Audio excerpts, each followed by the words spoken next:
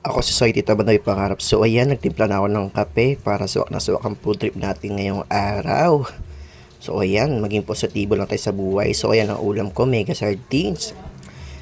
Taasan kami ang mga kumakain ng sardinas dyan. So ayan na yung food trip ko.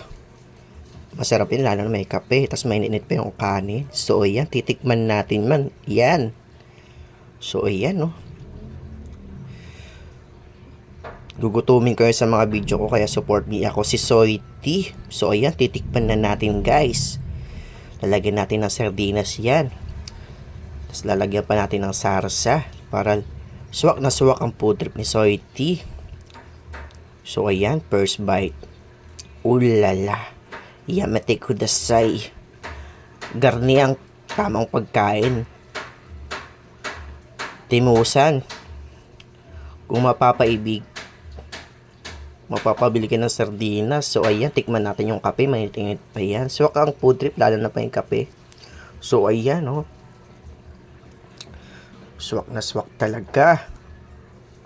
So guys, huwag nyo kakalimutan ha. Follow my FB page. Ako si Soy T. Sarap talaga ng ganitong ulam, sardinas. Namiss ko kasi yung pagkain ng sardinas eh. So yan, sarap talaga. So hanggang dito lang ang aking video. Bye bye. Yamete kudasai.